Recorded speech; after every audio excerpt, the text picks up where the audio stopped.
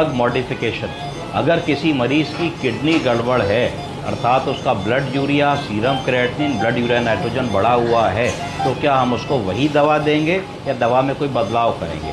अगर हम फर्ज करो किसी मरीज़ को यूटीआई के लिए एडमिट करते हैं जिसकी उम्र 40 साल है, दूसरी तरफ यूटीआई के लिए भर्ती करते हैं एक दूसरा मरीज़ जिसकी उम्र 80 साल है, क्यों? तो क्या, और दोनों का वज़न एक समान है, बॉडी वेट दोनों का 70 किलो है, तो क्या हम दोनों लोगों में अगर हम फ़र्ज़ करो कि सिफ्ट्रिएक्सोन नामक दवा दे रहे हैं जो ओफ्रामेक्स के नाम से आती है, तो क्या हम दोनों स्थितियों में ओफ्रामेक्स 1 ग्राम बीडी देंगे या अलग अलग देंगे? कोई बता पाएगा?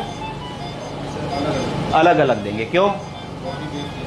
बॉडी वेट, मैंने कहा सर हुजूर एक ही जैसा है, दोनों का 70 किलो है, सेम देंगे, सेम देंगे। आप बताइए सर। अलग अलग देंगे। क्यों? इन्होंने एक पते की बात बताई कि हम बुज़ुर्ग आदमी में उनका ईजीएफआर जरूर देखेंगे, उनका किडनी फंक्शन टेस्ट जरूर देखेंगे।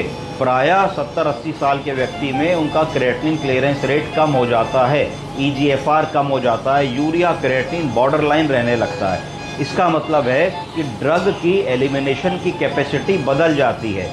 एक 40 साल के आदमी में अगर आप 1 ग्राम दवा दिन में 2 बार दे रहे हो 12-12 घंटे पे, तो इसलिए दे रहे हो कि आपने 1 ग्राम इंजेक्शन सुबह 8 बजे लगाया तो रात को 8 बजे तक किडनी ने उस 1 ग्राम इंजेक्शन को पेशाब से बाहर कर दिया और आपकी बॉडी में वो इंजेक्शन नहीं बचा, फिर आपने 12 घंटे पे लगा दिया क्योंकि उसकी हाफ लाइफ 12 घंटे थी। तो इस तरीके से चलता रहता है। बुजुर्ग आदमी में उसकी किडनी करीब करीब 40-50% कम काम करती है, तो 60% किडनी काम कर रही होती है। तो जो आपने सुबह 8 बजे उनको 1 ग्राम का इंजेक्शन लगाया, वो रात को 8 होते होते 1 ग्राम में से 300 ग्राम बचा रहता है मिलीग्राम, 700 ही मिलीग्राम बॉडी बाहर निकाल पाती है। तो अगर रात में आप फिर 1 ग्राम लगा दोगे तो 1 ग्राम प्लस 300 मिलीग्राम तो 1300 मिलीग्राम हो जाएगा। और ऐसे अगर आप रोज करते रहोगे तो फिर वैसी दवा की डोज जाने लगेगी जो किडनी के लिए फ्रेंडली नहीं है, किडनी डैमेज होने लगेगी, रीनल इम्पेयरमेंट होने लगेगा, रीनल फेलियर होने लगेगा।